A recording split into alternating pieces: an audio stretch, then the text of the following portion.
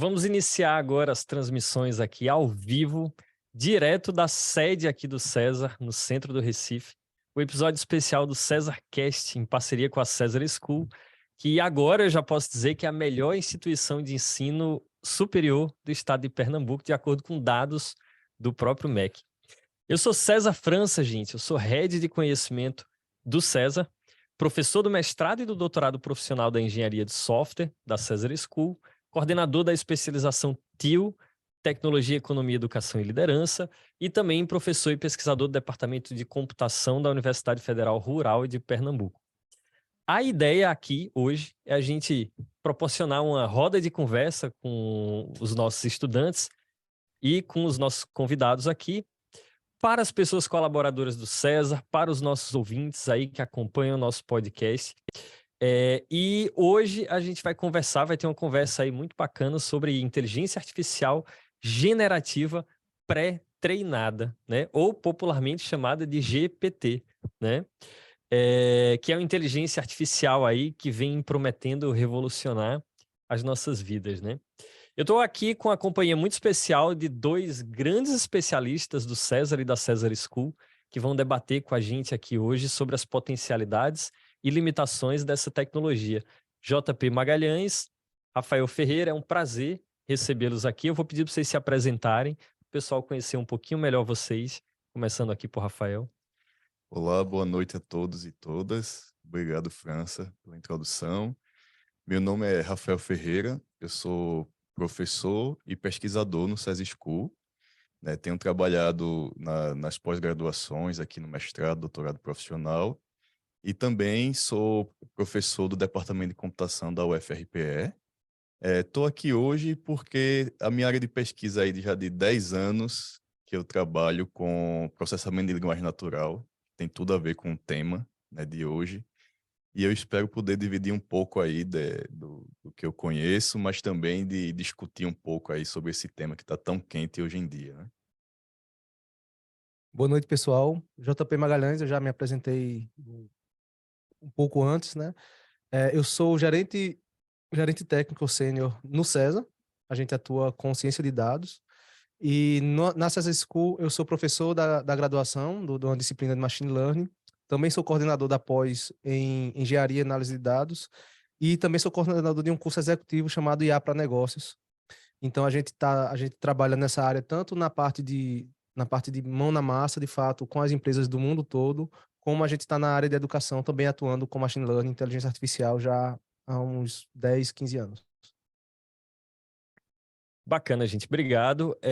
Nós tínhamos também outras duas convidadas para participar do bate-papo aqui hoje com a gente. A Paty Lira, que é a nossa host oficial do CésarCast, e a Aldreica, nossa especialista em estratégia e negócio, mas infelizmente ambas tiveram que se ausentar aí por motivos de força maior. Mas a gente está aqui também com a participação simultânea e muito especial dos mais de 160 novos estudantes das turmas de especialização da César School.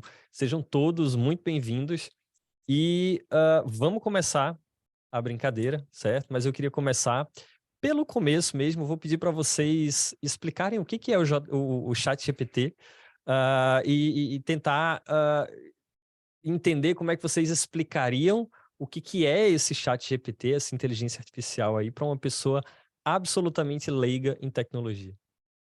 JP. Massa, César.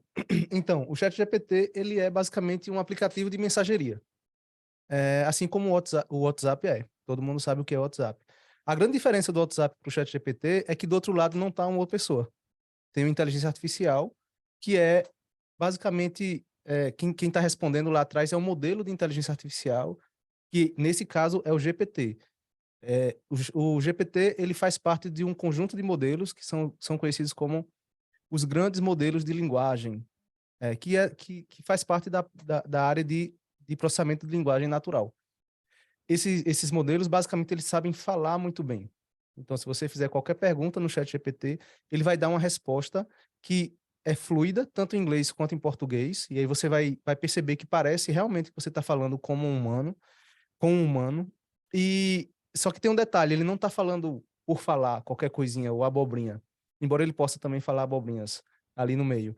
Ele fala com quem tem basicamente toda a base de conhecimentos da internet. Então, o GPT-3 ele foi treinado há 2 anos.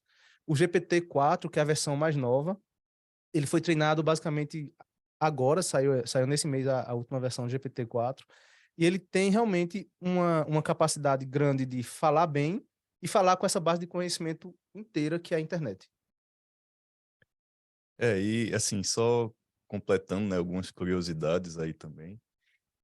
Apesar desse modelo ser recente, como o JP falou, né, treinado com dados recentes, todos os algoritmos e tecnologias por trás do modelo são algoritmos que, em alguns casos, remetem lá à década de 40, né, quando os primeiros conceitos de redes neurais começaram a se desenvolver. O algoritmo em si, o principal, né, que, falando um pouco técnico, né, mas eu acho que as pessoas vão começar a escutar cada vez mais esses termos, que é uma rede neural profunda, né, com uma camada que chama camada de atenção, no fim. Né? Não entrando tanto no técnico, mas só para dizer que esse modelo ele está disponível na literatura desde 2010, 2015. Né? O grande diferencial do modelo que está disponível para a gente usar, o grande diferencial do ChatGPT é os dados, né? São os dados que a OpenAI conseguiu processar essa grande massa de dados e, para fazer isso, o poder de processamento. Né? Então, se nós tivéssemos esses dados e esse poder de processamento 30 anos atrás, talvez nós já tivéssemos acesso a essa tecnologia. Então, já provocando aí também os alunos, se nós temos essa tecnologia hoje e cada vez mais nós estamos gerando dados, imagina que nós vamos ter daqui a 1 ano, daqui a 10 anos. Né? Esses modelos vão ser cada vez mais assertivos e vão trazer cada vez mais informações. Muito bacana. A OpenAI, que o Rafael se refere, é a organização, né, apoiada aí por grandes empresas, como Microsoft, IBM, Amazon, né, que está por trás aí do lançamento do chat GPT. Bacana. Então, Tem ainda um JP... detalhe que a gente não falou, César, é que o chat GPT, diferente dos outros chatbots, que basicamente a gente perguntava e tinha uma resposta muito, muito quadrada, muito relacionada, você fazia a mesma pergunta e respondia e tinha a mesma resposta. Primeiro que ele é baseado em que a gente chama de IA generativa. Ele sempre gera respostas diferentes, mesmo que você faça a mesma pergunta. E o segundo é que ele tem um contexto. Assim como a conversa que a gente está aqui, eu lembro do que você falou e do que o Rafael falou. Então, o ChatGPT ele consegue fazer isso. Quando você abre um browser, um chat com ele, naquele tema, ele vai armazenando tudo que você já conversou. Então, ele não é aquela IA um pouquinho burra que a gente usava e ele respondia a mesma coisa. Você consegue ir repassando informações e ele vai juntando tudo que você trouxe nessa conversa com todo o conhecimento que ele tem para gerar uma resposta bem mais completa do que a gente tinha antigamente.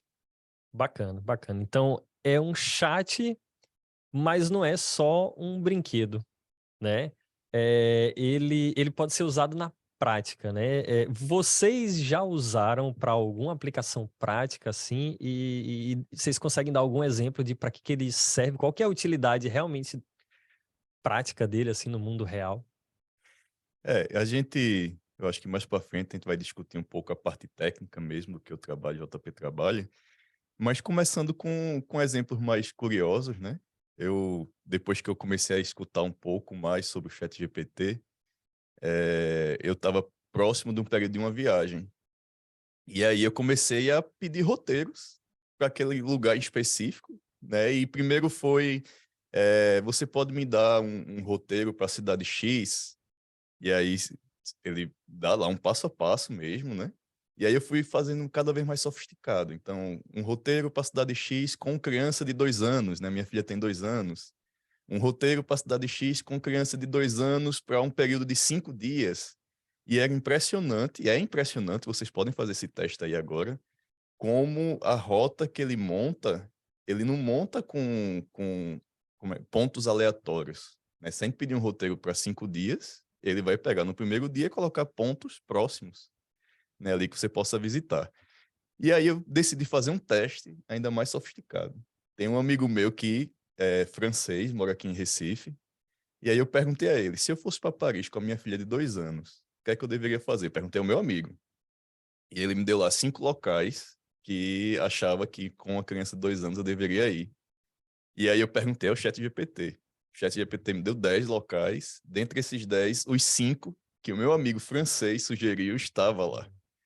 Então, realmente a gente começa a ver que ele tem a capacidade, né, assim, de raciocínio de uma pessoa, de fato, mas com uma base enorme, né? Então, o meu colega francês, ele me deu um exemplo específico de locais que ele conhecia. Só que o ChatGPT conhece provavelmente muito mais pontos de Paris do que o meu colega, né? Então, turismo, por exemplo, recentemente foi lançado os plugins, né, do ChatGPT, e empresas como Kayak e Expedia, né, que são empresas tradicionais da área de turismo, já estão usando o ChatGPT para fazer roteiros de viagem, né, setor jurídico, enfim, são muitas aplicações. Massa. A gente pode gerar respostas para um podcast também, né? Eu poderia estar lendo resposta gerada pelo próprio ChatGPT. Eu acho que sobre esse tema ele entende um pouquinho, né? Ele está falando dele. Mas teve uma coisa muito interessante. Eu tenho um filho de 7 anos, ele fez 7 anos esse mês, chamado Miguel, e ele é ótimo para gerar histórias infantis. Então você dá um pequeno plot, um pequeno resumo do que você quer, e eu faço isso com meu filho interagindo com ele, vamos gerar a história de que hoje, em que cenário, com que desafio, com qual inimigo e com qual recompensa final. Ou a gente pede para ele gerar uma história com aleatoriedade dentro de um determinado contexto, e ele gera textos excelentes. Você pode, inclusive, determinar, eu quero uma história para contar em 5 minutos ou em 10 minutos, e depois a gente lê, eu leio essa história, ou ele lê essa história para a gente, e a gente, assim, é incrível porque é uma história nova todo dia, e assim, a gente tinha essa limitação de estar trabalhando de ler livros, e às vezes fica chato, já leu todos os livros, e agora vai ver o quê? Procurar na internet uma história, é difícil, então a gente cria a história, e acaba que incentiva também a parte criativa da relação e da criança, né? Enfim, eu tenho usado bastante em sumarização, resumo, escrita de textos, pequenos textos, onde eu não quero, ou eu não tenho tempo de gerar o texto inteiro, eu dou o resumo do que eu quero, eu pego o texto mais completo, e aí, em cima desse texto que foi mais completo, eu trabalho em cima disso. É uma forma de fazer. Em código, o ChatGPT ele consegue gerar funções, classes, para quem entende um pouquinho já sabe o que é função e código, são rotinas de programação. A gente precisa, no ChatGPT, estar atento ao que ele retorna. Então, o que é que eu não faço com o ChatGPT, que é uma parte interessante, eu acho, dessa pergunta, que ela fala para que serve, né? E não para que não serve. Eu diria, não use para aquilo que você não conhece, porque você não vai conseguir criticar a resposta. E o ChatGPT ele gera tanto respostas muito boas, quanto ele pode gerar respostas muito ruins. Ele pode confundir coisas, ele não tem essa noção do que é verdade ou do que é moral, e aí a gente tem que estar com esse olhar crítico sempre. Mas tem muita utilização em atendimento ao cliente, suporte técnico, escrita de textos, documentação. Quando a gente não quer, a gente fez um código e quer que ele seja documentado, ou quando a gente faz um trabalho e quer documentar isso para um determinado público, a gente pode usar ferramentas como o ChatGPT. Quem está desenvolvendo código, testes automatizados, para companhia, pessoas que estejam se sentindo sozinhos, podem entrar e conversar com o ChatGPT. Para geração de imagens, vídeos, eu tenho um amigo que escreve bastante textos, ele gosta de ilustrar esses textos, só que ele não tem essa capacidade de desenho, então ele usa o ChatGPT, não o ChatGPT exatamente, mas uma outra ferramenta, para gerar essas imagens que ilustram os textos dele, ficam imagens muito boas. Bacana, só uma curiosidade, ele é acessível publicamente, qualquer pessoa pode entrar, usar, vocês sabem indicar o endereço do ChatGPT aí para o pessoal? O endereço é chat.openai.com/chat. Bacana, faz um cadastro mínimo ali e É, pode usar para quem gratuitamente, tem o né? e-mail do Google, já pode usar o próprio e-mail do Google e começar a usar. Perfeito, perfeito. Bom, bacana, vocês descreveram alguns exemplos, né, muito no âmbito, assim, pessoal, né? O Rafael até mencionou aí 2 empresas que estão começando a usar para o atendimento ao cliente, Mas, de modo mais geral, os analistas aí do mundo dos negócios vêm enxergando o ChatGPT como um grande game changing, né, da parada. Então, eu queria explorar um pouquinho mais com vocês as razões assim disso. Como é que ele afeta, por exemplo, na área educacional? O que que vai mudar de fato na nossa vida, como estudantes e como professores, com o uso, a adoção do ChatGPT no dia a dia? Massa, essa é uma pergunta bem complexa e que antes de chegar na área de educação, eu vou falar um pouquinho sobre linguagem. O que é que tem de tanto... Por que ela é tão game changing? Eu acho que a linguagem talvez seja a ferramenta humana mais poderosa. É por onde, por exemplo, a gente passa conhecimento, a gente registra conhecimento. Então, se a gente tem uma ferramenta que é tão boa em linguagem, em armazenar conhecimento, em relacionar conhecimento, então a gente tem uma ferramenta que também é muito poderosa e que pode ser aplicada não só em perguntas e respostas, mas para, entre aspas, gerar conhecimento, para produzir conhecimento, para compartilhar conhecimento. Então, acho que essa parte de linguagem, associação da linguagem humana com uma ferramenta que faz linguagem, que pode ser aplicada em diversas áreas, embora o Chomsky tenha várias críticas, porque efetivamente, como eu falei, o modelo ele não diz nada a respeito do que ele está produzindo e de como ele produz essa linguagem. Não é um modelo de linguagem, da área de linguagem, mas é uma ferramenta muito poderosa. Como na área da educação, eu também sou professor, dá para a gente usar...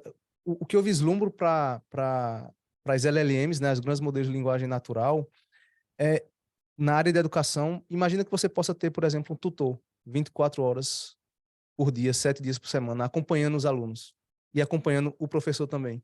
Então, esse tutor ele poderá gerar exercícios, acompanhamento específico para cada aluno. Se o aluno aprende mais por imagens, ele pode gerar as imagens. Se um aluno aprende mais por textos acadêmicos, ele pode consultar textos acadêmicos e gerar no formato que é mais acessível para aquele aluno. Essa IA ela pode estar acompanhando e pode sugerir exercícios daquilo que que o aluno está com mais dúvidas. Então, ele poderia fazer isso. Para professores, eu vejo na área de resumo e sumarização, geração de perguntas diferentes para o mesmo tópico. Geração de apresentações, é uma coisa que o próprio Google já está trabalhando nisso. A gente vai conseguir gerar apresentações muito facilmente por meio desse tipo de ferramenta. Eu acho que por enquanto tá bom, eu tenho mais coisa aqui, mas vai falando. Bacana. Então ele aprende como a gente aprende e ele também consegue ensinar coisas Ele pra gente. É consegue muito ensinar. interessante, né? Assim, uma coisa nessa pergunta, só dar um passo atrás, você falou aí do game changing, né? Assim, esses modelos de IA, né, de IA generativa, a gente está aqui discutindo um modelo de linguagem, mas como o JP falou, existem de imagens, de vídeos, de slides. O modelo mais recente da OpenAI, que é o GPT-4, ele foi testado por alguns cientistas da Microsoft há 6 meses atrás, né? Vem sendo testado desde 6 meses atrás. E um desses cientistas, eles até publicaram um artigo, a gente pode disponibilizar depois para os alunos, mas um desses cientistas que estava testando o GPT-4, ele disse, eu fiz vários testes, né, com problemas matemáticos, com problemas de linguagem, com várias coisas. E ele disse que para ele o que foi game changing foi quando ele estava pensando numa nova aplicação e aí viu a filha desenhando um unicórnio. Aí ele disse para o chat GPT-4, né, que também trata de imagem, trata de vídeo, você poderia desenhar um unicórnio para mim? E o resultado foi uma fórmula matemática que, se ele aplicasse a um programa, desenhava o unicórnio. Né? Então, ele disse, ali eu vi que ele não estava apenas conectando coisas. Se ele sabia a fórmula matemática que gerava um unicórnio, significa que ele entendia de alguma forma o que era um unicórnio. E aí ele disse, ali não foi porque ele resolveu um problema complexo de matemática ou porque conseguiu dar uma resposta perfeita ou fazer uma poesia, que ele também é capaz de fazer isso. Mas foi porque ele começa a entender as coisas e não apenas responder aleatoriamente. E na área de educação, como o JP falou, vou até dar um exemplo aqui, ele falou esses tutores que vão estar ali acompanhando alunos, né? A Khan Academy, acabou de falar aí há umas 2 semanas atrás que vão investir bilhões de dólares para construir o que eles chamaram de Camigo, que é como eles definem aqui, certo? É um tutor para alunos e assistente para professores. Então, eles vão investir aí num sistema baseado nesses modelos de linguagem para acompanhar não só os alunos, né? Porque a nossa percepção inicial do tutor usando IA é eu vou ter uma assistência para o aluno, mas é acompanhar os alunos e ser um assistente para o professor, né? Então, essas empresas de educação estão investindo cada vez mais nisso, né? E eu gostaria de falar mais uma coisa, né? Não necessariamente do potencial do GPT para a educação, mas do que nós deveríamos estar começando a ensinar, né? A gente, hoje, nossa educação é muito baseada em conteúdo. Então, a gente traz uma grande quantidade de conteúdos e tenta ensinar os alunos, né? E essa educação, já existia um movimento de mudança para, ao invés de focar no conteúdo, focar nas habilidades. Com esses modelos de linguagem que estão se disponibilizando cada vez mais fácil e mais acessível, eu acredito que as habilidades vão ser cada vez mais importantes. Então, não é mais a questão de saber quando acontecer um evento específico na história da humanidade, né? Eu acho que isso é importante também, mas isso nós vamos ter acesso cada vez mais fácil através desses modelos. Mas como usar esses modelos, como usar essa nova tecnologia, por que ela existe, para que serve, né? Então, essas habilidades, cada vez mais, nós vamos ter que trazer e ensinar os alunos lá de pequenininho, né? E assim, como professor, a gente deveria ensinar, mas também uma curiosidade, né? Partilhando aqui uma experiência pessoal. Eu comprei um Alexa recentemente, né? Para quem não sabe, a Alexa, né, é um dispositivo da Amazon que você pode interagir com e fazer algumas conversas mais restritas, mas já é um modelo de linguagem, né? Não é tão recente, mas já utiliza essa tecnologia. E eu comprei no domingo. No domingo à noite, eu instalei na minha casa. Na segunda de manhã, a minha filha de 2 anos estava pedindo para a Alexa tocar uma música. E, obviamente, eu não tive tempo de ensinar nada a ela, né? E ela já captou que se eu falasse o nome Alexa, depois pedisse uma coisa, ela fazia. Então, essa tecnologia vai estar cada vez mais no nosso dia a dia.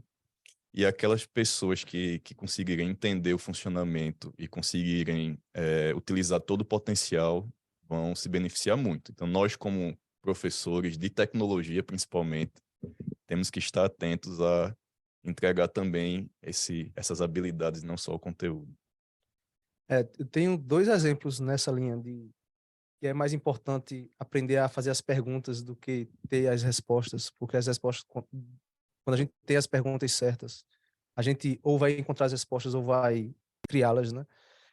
Eu tenho usado na minha disciplina de Machine Learning, na graduação, e assim, eu coloquei a pergunta de uma definição qualquer, o que é Machine Learning, por exemplo, e aí eu pedi para eles partirem do ChatGPT. Conversem com o ChatGPT um pouquinho sobre isso e vejam até onde vocês conseguem chegar. Só que a partir da resposta que vocês obtenham, depois dessa primeira conversa, critiquem essa conversa. Então, para mim, vale muito mais saber fazer as perguntas certas e ter o senso crítico em cima das respostas. E aí foi um trabalho que eles vieram para mim e retornaram, foi bastante interessante. Para mim, e eu tenho conversado com alguns professores sobre, tem até um certo grupo de professores um pouquinho desesperado com a possibilidade de, mas se a gente vai colocar as perguntas e as respostas já vêm prontas, tipo, se a gente está ensinando ainda a simplesmente gerar respostas quadradas como o Wikipedia gera ou alguma coisa do tipo, talvez a gente está ensinando um pouquinho errado. E aí, quando a gente eleva o nível, e para mim o ChatGPT ele está elevando o nível. Se você responde tão básico quanto o ChatGPT, talvez você precise estudar mais um pouquinho. Porque o ChatGPT já tenha o senso comum daquilo. O que é que você observa em cima da resposta do ChatGPT? E outra coisa foi com relação ao código. Eu pedi para os alunos fazerem uma rotina, mas eu disse, gere a rotina a partir do ChatGPT, mas por sua conta e risco. Quem vai dizer que aquilo está certo é você, não é o ChatGPT. Então, foi outro trabalho bem interessante. Eu acho que a gente está experimentando. Não, é tão recente que a gente não tem pesquisas para a gente que é da academia professor, a gente está sempre buscando qual é a base acadêmica disso, né? Não tem pesquisas, não tem, é a gente que tem que experimentar e gerar essas pesquisas, né? Muito bacana. Eu lembrei da minha filha usando o Alexa. Ela só usa para pedir a Alexa para soltar pum. Não sei se a sua já aprendeu também. No caso dos negócios, de maneira mais ampla, assim, quais que são os impactos do ChatGPT? Pelo que vocês falaram, dá para ter uma noção de que existe um impacto muito grande naquelas atuações que são mais simples e repetitivas, por exemplo, a atividade de telemarketing, que já estava, de alguma maneira, sendo substituída por chatbots, agora pode ser substituída por um chatbot muito mais confortável para o usuário, vamos dizer assim, mas que outros campos dos negócios podem ser diretamente impactados por essa tecnologia? Existem alguns estudos, né, que já estão sendo, como JP falou, nós não temos tanta base científica porque tudo acontece muito rápido, né, nesses últimos tempos.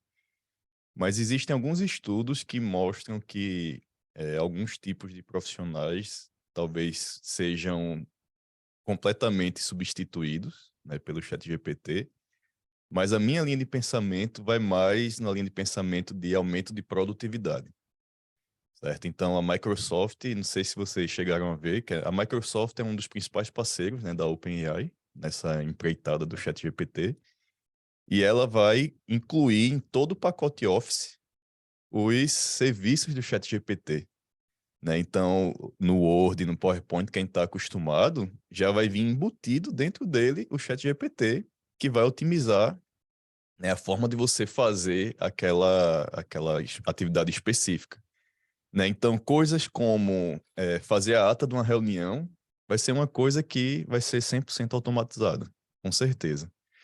Né? Outro exemplo de aumento de produtividade, né, não é bem apenas o modelo de linguagem, mas o GitHub já tem uma ferramenta chamada de Copilot. Inclusive, o da Microsoft vai ser Copilot também, não tiveram nem criatividade, né, para inventar outro nome. Que ele já está disponível há um pouco mais de tempo e eles trazem estatísticas como de todos os programadores que utilizam Copilot, o sistema de IA fez 46% dos códigos que eles fizeram e aumentou 55% a produtividade de desenvolvimento. Então, nesse caso, já é uma ferramenta que está sendo usada aí há 2, 3 anos, né? Que hoje em dia a gente diz que uma ferramenta de 2, 3 anos já é antiga, né? Por incrível que pareça. Mas esse aumento de produtividade é o que essas grandes empresas apostam. Microsoft, GitHub, a própria Google, né, estão utilizando esses modelos de linguagem para dar suporte para que pessoas possam fazer isso, fazer as suas atividades cada vez mais eficiente e cada vez mais assertivo, né? Então, a minha aposta não é tanto em substituição, né? Algumas atividades mais rotineiras podem ser substituídas, mas eu acho que, em geral, dar esse poder para que as pessoas possam conseguir fazer mais em menos tempo e com a assertividade maior. Isso, eu também assino embaixo. Aí eu sou muito mais da linha de que a gente vai ter um ganho de performance em praticamente todas as áreas. Essa primeira onda, talvez, dos grandes modelos, como são modelos de linguagem, são profissões que estão muito ligadas à linguagem, à escrita de textos, à escrita profissional de textos.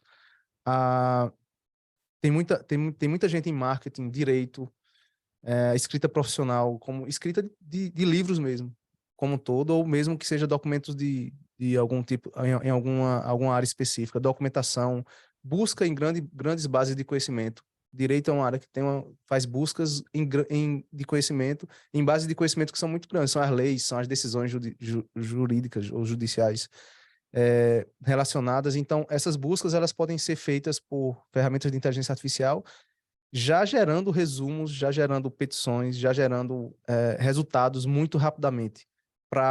E aí eu aposto também numa área de assistência. Eu acho que a gente vai ter assistentes profissionais digitais para tudo. Se você é um professor, você vai ter seu assistente. Se você é um advogado, você vai ter seu assistente em advocacia. Se você é de marketing, o assistente para marketing. Outra grande área que eu acho que já está sendo transformada é a área que envolve processos criativos. Por mais que criatividade seja um tema polêmico para a inteligência artificial, quem trabalha com geração de imagens, como a gente já falou aqui, geração de músicas, de poesias, pode usar isso como input. Não necessariamente gerar o resultado final, mas ajudar o processo criativo. E aí entra também nessa onda de assistentes. A gente pode falar um pouquinho mais disso depois. Bacana. Eu vi um comentário muito interessante de um colega que comentou que se a gente voltar 20 ou 30 anos no tempo, você tinha um excelente contador que fazia contas com a mão, e um contador mediano que aprendeu a usar o Excel. E esse contador mediano conseguia ter uma produtividade muito maior. Então é como se a gente tivesse uma nova ferramenta hoje, né, que aqueles que resistirem talvez não consigam acompanhar a produtividade daqueles que adotarem essa ferramenta, né? Muito interessante. Mas para não dizer que a gente só falou das flores, né? O ChatGPT também tem as suas limitações, né? Também tem os seus riscos. A gente precisa ter alguns cuidados no seu uso, né? Eu queria ouvir um pouquinho de vocês a parte do que o ChatGPT não é capaz de fazer e o que a gente deveria ter cuidado com o seu uso em relação às limitações ou possíveis problemas mesmo relacionado ao uso da ferramenta. Massa, pergunta já vem para polêmica, né? A parte mais interessante agora. O ChatGPT hoje em dia, ele ainda gera respostas que são muito questionadas do ponto de vista de corretude. Então, ele pode gerar, como eu já falei, né? Pode gerar respostas muito boas e respostas muito ruins. Às vezes ele inventa coisas. Por quê? Porque o ChatGPT, um grande modelo de linguagem, os modelos de linguagem e de machine learning, eles estão correlacionando coisas. E ele tem a parte generativa no meio que ele dá uma misturada ali dentro. Então, ele pode confundir coisas. Ele não tem essa noção do que é o certo e o errado, como a gente tem. A dúvida, ele não tem esse processo de dúvida. Ele tá rodando processos estatísticos, probabilísticos lá embaixo. Então, isso é muito forte. Ele não tem moral e ética também. Então, isso é perigoso em alguns momentos. O ChatGPT e inteligências artificiais baseadas em grandes quantidades de dados têm problemas de vieses. Então, se os dados são gerados essencialmente por uma parcela da população, pelos países ricos e etc., os modelos vão replicar o que acontece e o que ele recebe de dados. Então, se tiver entrando dados de uma determinada faixa social, raça, etc., esses modelos estão replicando isso. Então, se você pode fazer perguntas, gere uma pessoa um rei ou um gerente, uma pessoa de gerência, e ele provavelmente vai gerar uma ferramenta de imagem, pode gerar um homem branco. E a gente tem que questionar isso. Eu acho que a sociedade tem um papel importante para levantar. Essa ferramenta ela deve ser usada como está, a gente não deve criticá-la também, não. Eu acho que a gente deve criticá-la e cada vez mais criticar. Tem uma parte de senso comum, que ela replica o senso comum. Então, se uma resposta, mesmo que não esteja correta, mas que é muito falada, é muito comentada, o ChatGPT pode lhe dar de volta.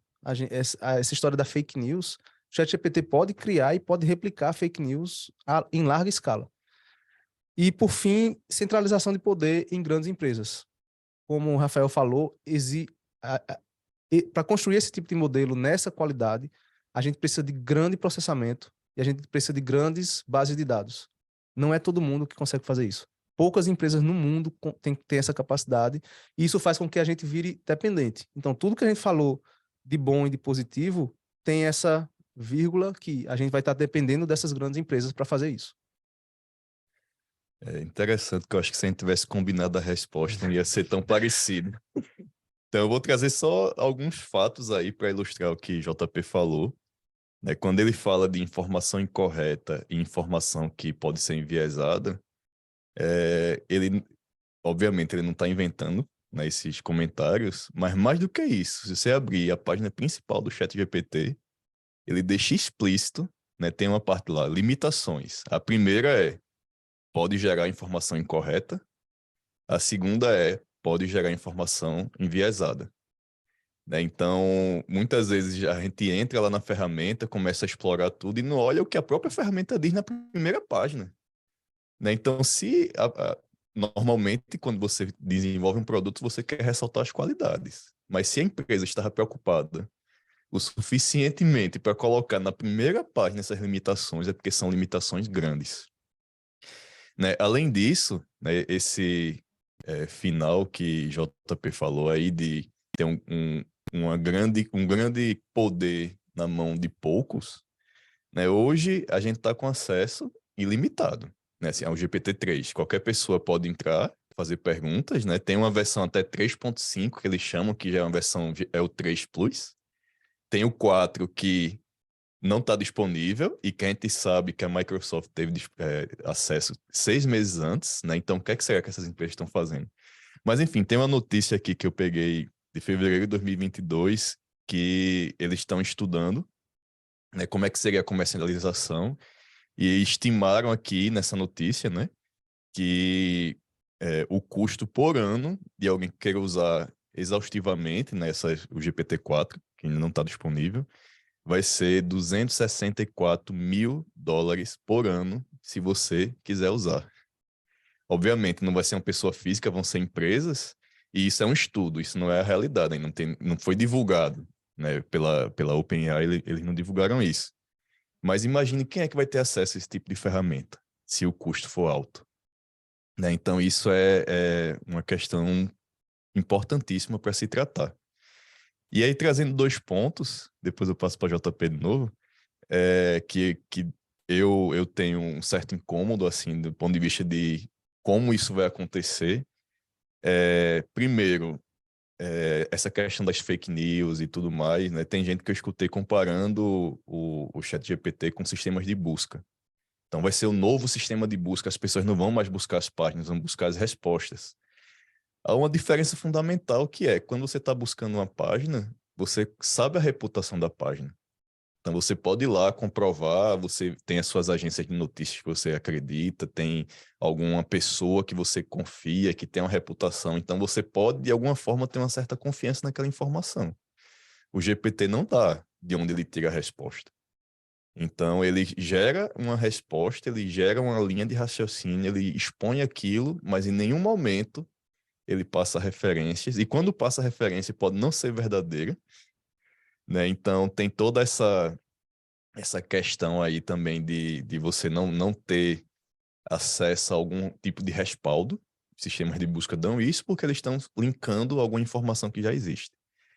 E a segunda coisa que eu acho que em algum momento vão ter muitas questões jurídicas, por exemplo, vou pegar um exemplo simples. Se você está numa empresa de tecnologia, certo? Saindo do meio acadêmico, você é funcionário da empresa de tecnologia.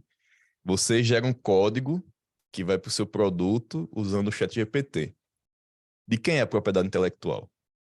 Da sua empresa ou da OpenAI?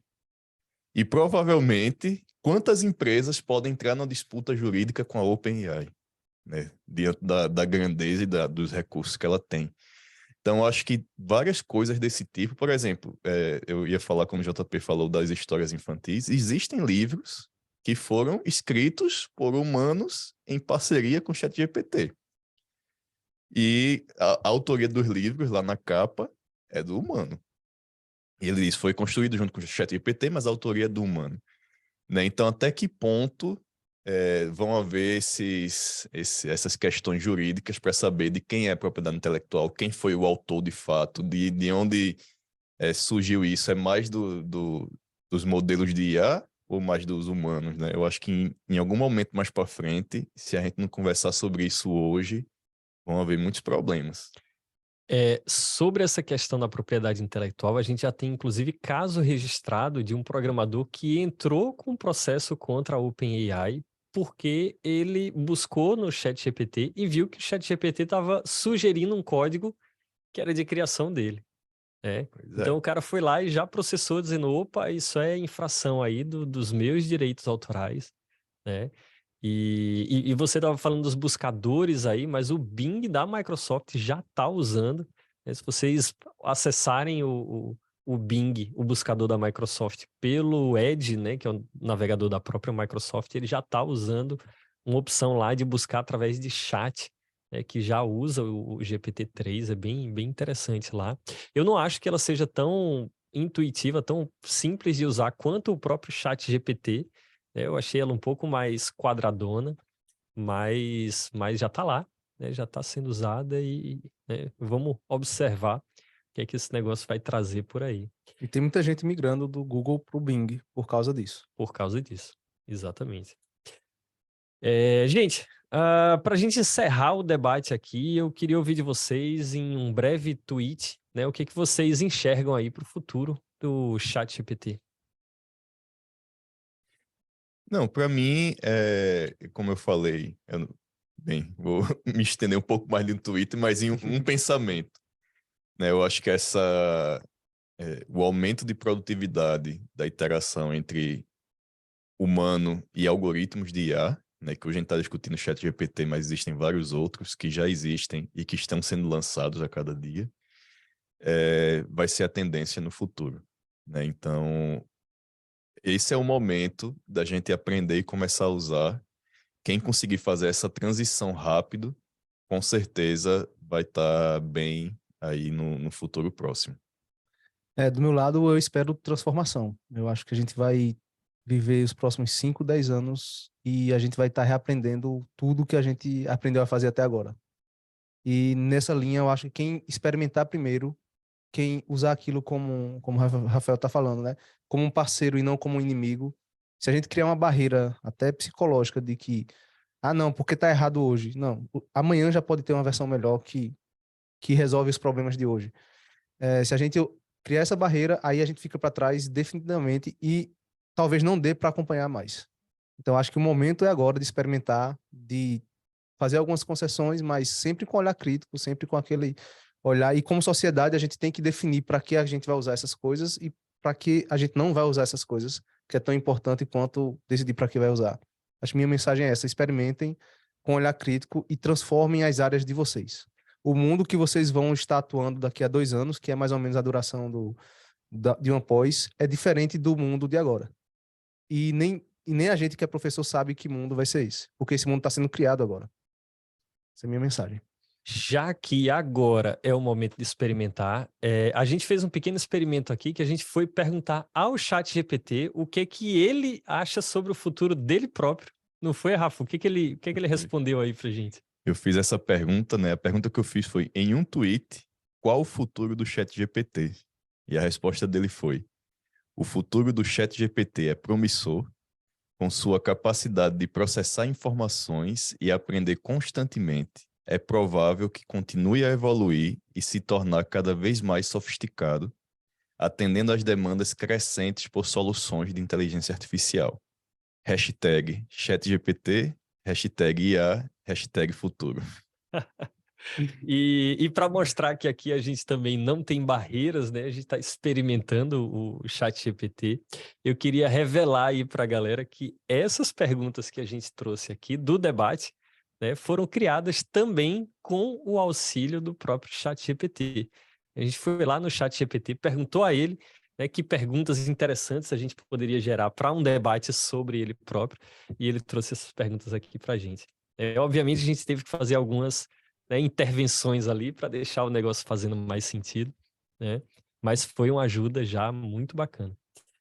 Eu queria abrir agora para participação aí dos nossos convidados especiais, né? Os novos alunos das especializações da Cesar School, e ouvir um pouquinho o que que eles pensam sobre essa tecnologia, como eles acham que ela deve impactar os seus negócios, ou se eles têm alguma pergunta aqui para mandar para os nossos convidados.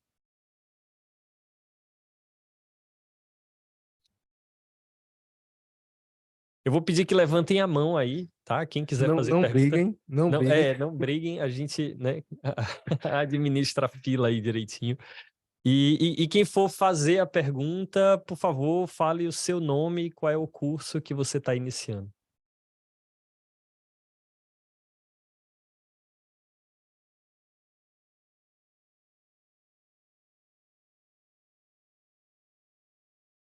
Não? Ninguém? Ninguém? Eu aposto que tem muita gente querendo Pessoal, falar. primeiro dia, o pessoal tá É, acanhado, não quer... 160 teve ali pessoas na o sala. primeiro, Thiago Tenori. Boa noite, pessoal. Estão me ouvindo? Perfeitamente. Então, a minha pós agora é na área de ciência de dados. Então, o ChatGPT está intimamente relacionado com tudo que a gente deve ver aí nessa graduação, né, nessa pós-graduação. É muito interessante, né? Eu ainda não tinha tido a experiência com ele. Vocês falaram aí vários pontos positivos e negativos. E eu já comecei a acessar aqui, me deu uma curiosidadezinha para ver como é que ele funciona.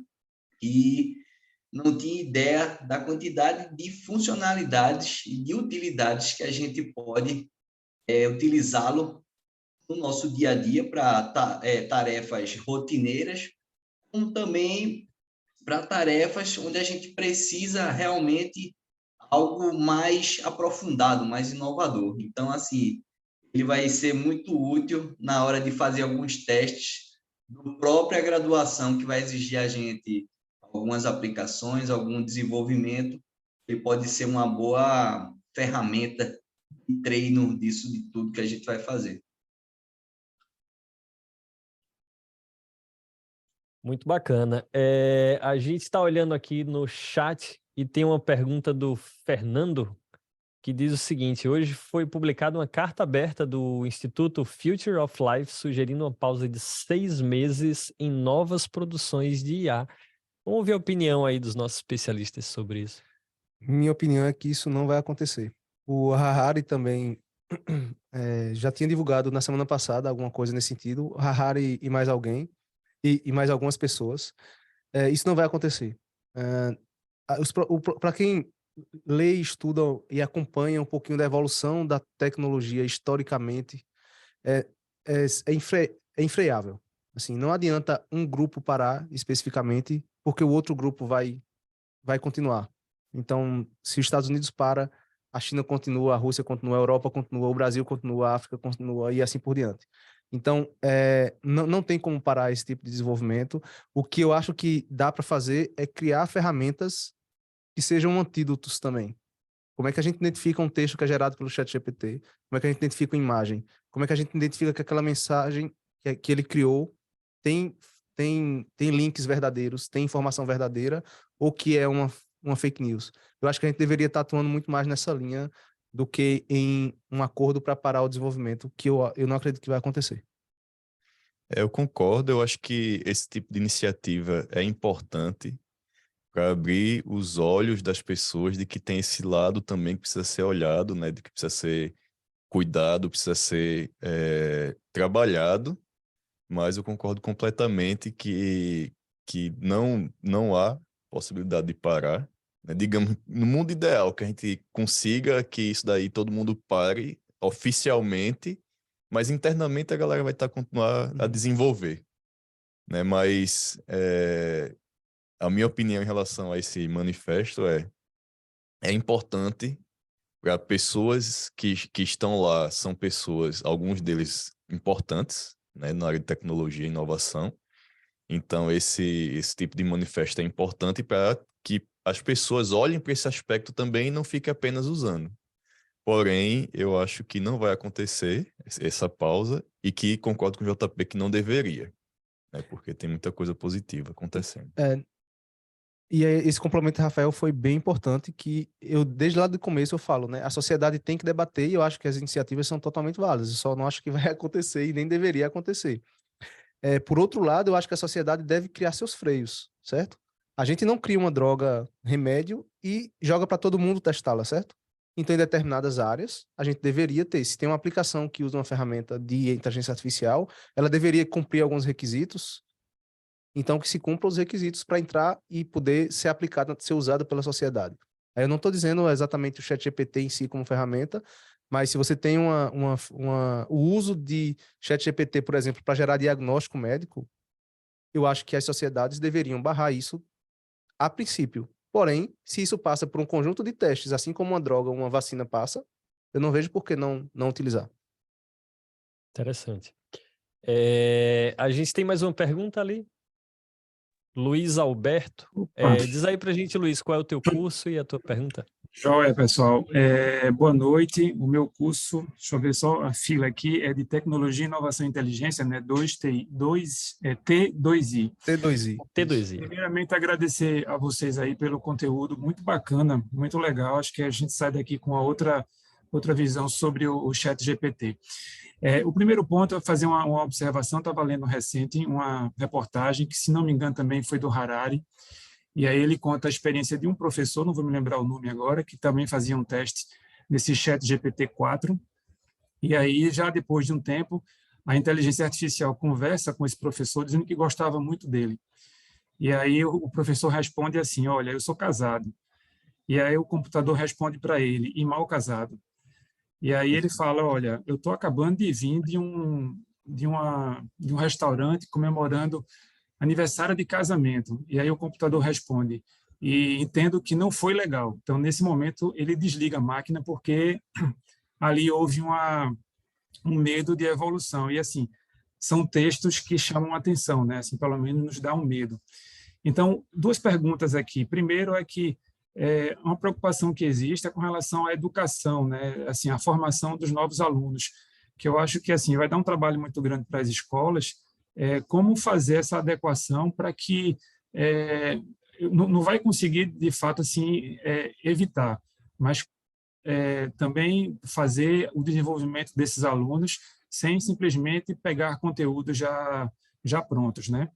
E um segundo ponto é o seguinte: faz uns 15 dias que eu tenho tentado assim me aprofundar, observar. Eu não sou da área de tecnologia, mas assim tenho uma fascinação grande aí por aprender. Mas assim tenho dificuldade de encontrar no computador algum lugar onde a gente consiga, porque tem algumas limitações assim. Eu pelo menos não tenho achado ou um site ou um aplicativo que a gente consiga usar de forma livre, né? Tem umas considerações. Então, se puder depois repassar algum caminho, agradeço. Obrigado, pessoal. Bacana. Sobre essa questão da formação das crianças, né, um ponto muito importante que a gente vem falando aqui de desenvolver o senso crítico para poder olhar para as respostas do ChatGPT, mas como é que a gente faz isso se no momento do desenvolvimento do senso crítico a gente começa a ter acesso a essa ferramenta e, enfim, o que vem primeiro, né, o ovo, a galinha, enfim. O que vocês têm a comentar aí sobre? Massa. Meu filho tem 7 anos, vou usar ele novamente como exemplo, né? Ele já aprendeu as operações básicas ali de um dígito, né? Tá evoluindo. Ele sabe usar a calculadora, mas no momento que ele está aprendendo o raciocínio de fazer uma conta, ele não usa a calculadora. Então, no momento que a gente está aprendendo sobre o conteúdo, a gente tem que limitar, principalmente para crianças que não sabem ainda criticar uma resposta que vem de um ChatGPT. Então, acho que tem usos e usos. Tem horas que a gente vai escolher não usar. Tem horas que a gente vai trazer e começar já o trabalho a partir do uso disso. É um exemplo que eu cito. Não sei se Rafael tem alguma... Não, uma curiosidade, né? Eu estava na conferência há pouco tempo de tecnologia e educação e a gente discutindo lá sobre o ChatGPT e uma das coisas que foram faladas lá, né, assim, da discussão foi os professores, se tudo que os professores fazem e perguntam às crianças pode ser respondido pelo ChatGPT, não é a culpa do ChatGPT, mas talvez do que os professores estão perguntando, né? Então, eu vou na mesma linha e, inclusive, eu vi uma reportagem dizendo que, na época que foi lançada a calculadora, que era uma super inovação, professores fizeram protestos para não usar a calculadora na escola. Por quê? Porque o método que eles estavam ensinando era um método baseado nisso. Eu não sei a idade de vocês, mas em algum momento lá no passado, os meus professores disseram, não pode copiar do Wikipedia, viu? Porque era uma tecnologia nova na época, você pegava o livro para ir procurar o conteúdo e escrevia ali, o trabalho era na mão ou digitado, mas a partir de um livro, né? E a partir do momento que começa a ter sites como o Wikipedia, começa a ter sistemas de busca, os alunos começaram a ir na internet e copiar e colocar, e colar no trabalho. Então os professores tiveram que criar esse mecanismo.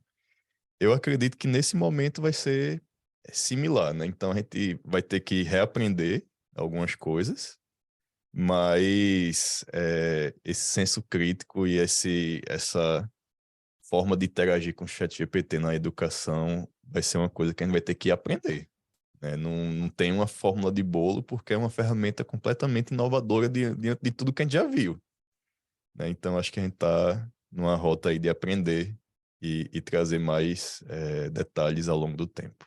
Bacana. Só aproveitando essa questão do Luiz, eu vou devolver aí para reflexão dos nossos ouvintes, né, dos nossos convidados aí, para quem tá ouvindo a gente, para que vocês pensem quantos de vocês já foram nas escolas dos filhos de vocês perguntar como é que eles estão tratando o desenvolvimento do senso crítico das crianças.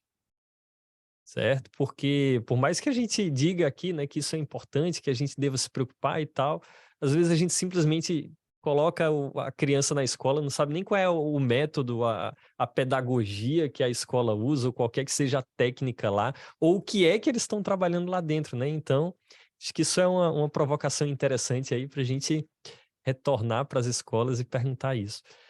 Eu queria só fazer uma referência aqui ao comentário da Liliane no chat que falou, o Black Mirror tá chegando, né? Isso aí.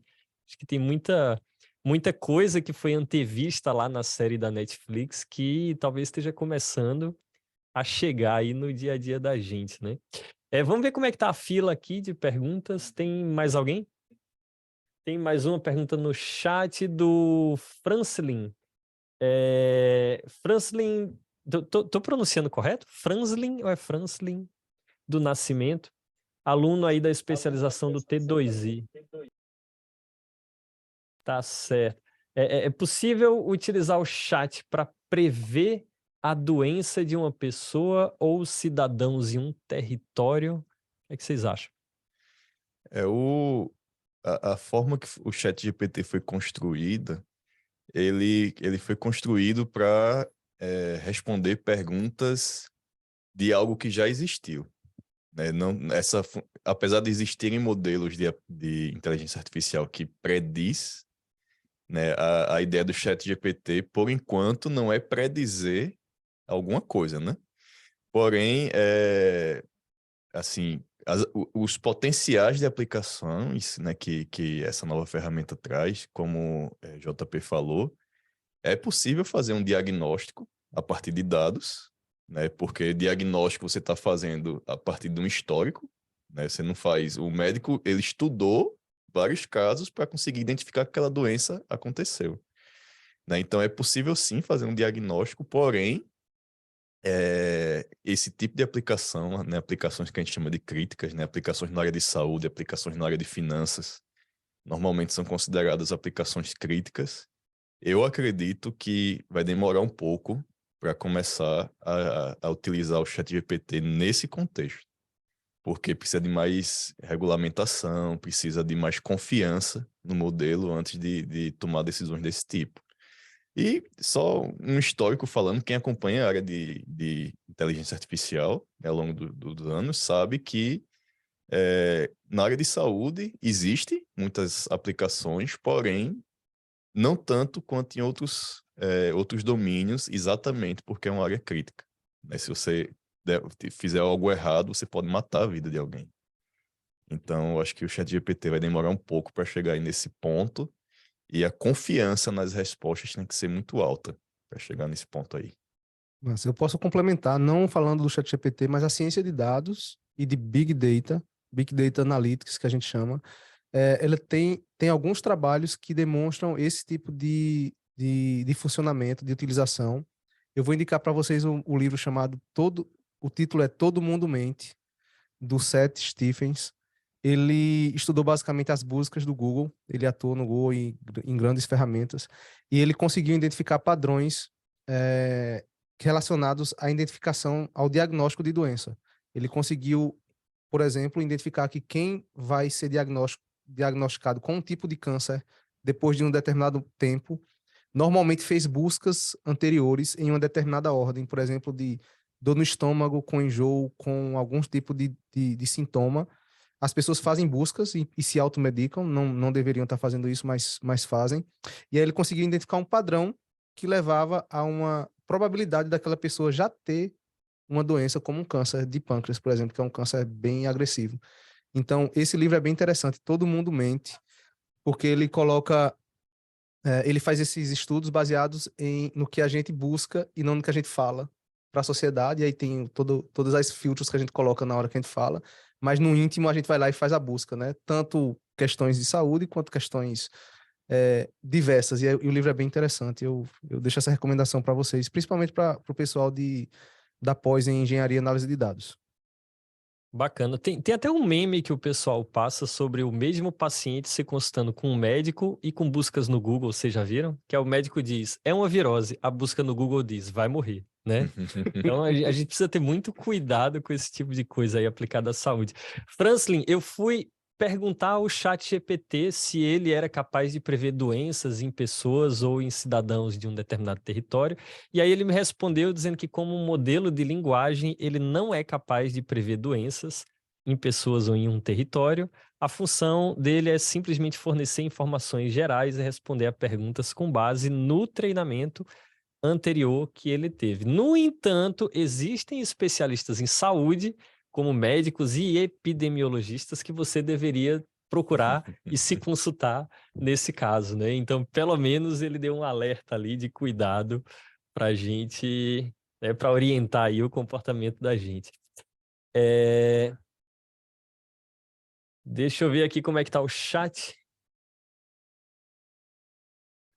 No chat a gente tem alguns comentários, tem perguntas. Tem o João Vitor, que falou que não apenas na educação, mas no próprio cenário de desenvolvimento, o que muito se vê é como o ChatGPT pode auxiliar no desenvolvimento e refatoração de código, mas como isso pode ser prejudicial no cenário. Qual a opinião de vocês? Eu lidero times de desenvolvimento, hoje voltados para a ciência de dados. Então, o perigo principal aqui é a utilização do código com relação a copyright, propriedade intelectual. Não está definido como isso vai ser tratado e vai ser recebido pelos juristas que vão julgar isso. E também pela utilização de código sem a devida validação de que aquilo é o correto. Então, acho que essas duas principais preocupações que eu tenho hoje em dia para não utilizar de modo full, né? Adota tudo que vem daí. Eu acho que é isso mesmo, é o pensamento crítico, né? A reflexão ali de entender que é uma ferramenta que auxilia em alguma atividade e não necessariamente que vai fazer sozinho aquela atividade em específico. Então, vai otimizar a produtividade, porém não vai substituir nesse caso, né? Então, concordo com o JP aí nesses pontos. E no cenário de código, se aplica o mesmo cenário de calculadora e de aprendizado infantil, certo? Se você está aprendendo a codificar, talvez não seja a coisa mais inteligente a se fazer usar o ChatGPT de cara. Você não vai aprender o raciocínio lógico que a gente usa. Você não vai aprender como definir as coisas de forma algorítmica. Isso é como um cientista da computação pensa. Isso é como uma pessoa de tecnologia que programa pensa. Então, você não vai conseguir pegar esse nível de raciocínio se você sempre usar o ChatGPT. E talvez não aprenda a criticar a resposta do ChatGPT. Principalmente. Exatamente. Perfeito. Pessoal, o papo foi massa.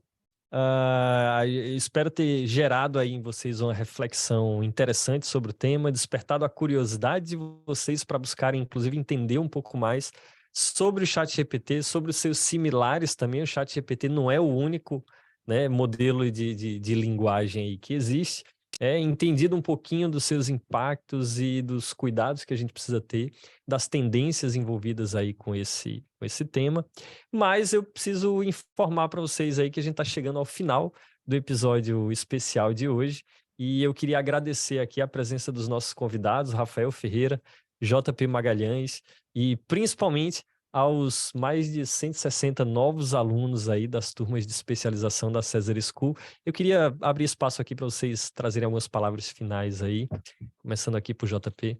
Pessoal, para finalizar, sejam todos bem-vindos e bem-vindas. Vão ser aí anos bem interessantes da vida de vocês e da vida da gente também. A gente está aprendendo o tempo todo. E minha mensagem final é: experimentem. Tentem usar, tentem aprender um pouquinho como é a melhor forma de usar para o cenário de vocês. Não vai vir, se vocês esperarem que alguém chegue para dizer como é a melhor forma de usar para vocês, talvez já seja vendendo uma ferramenta. E pode ser caro, como o Rafael falou aqui. Também quero dar as boas-vindas a todos, né? Espero encontrar vocês aqui nos corredores do César School, né? E dizer assim que o ChatGPT e todas essas ferramentas têm ajudado a popularizar né, inteligência artificial. Então, que a gente possa usar esse potencial para coisas boas, né, e tem muito potencial de coisa para fazer coisa boa.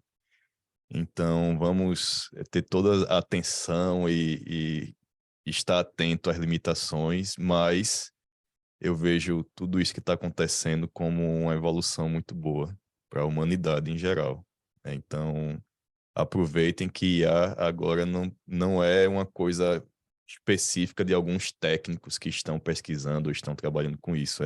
O acesso é mais direto e fácil. E, claro, eu não poderia deixar de agradecer a você, ouvinte, e te convidar a saber mais sobre as tendências que o César tem enquanto produto e ação. Não esqueça também de nos acompanhar nas redes sociais. Tem uma sugestão, um comentário a fazer sobre um assunto, uma crítica, qualquer coisa, chega mais, manda um e-mail para a gente no podcast@cesar.org.br e até mais.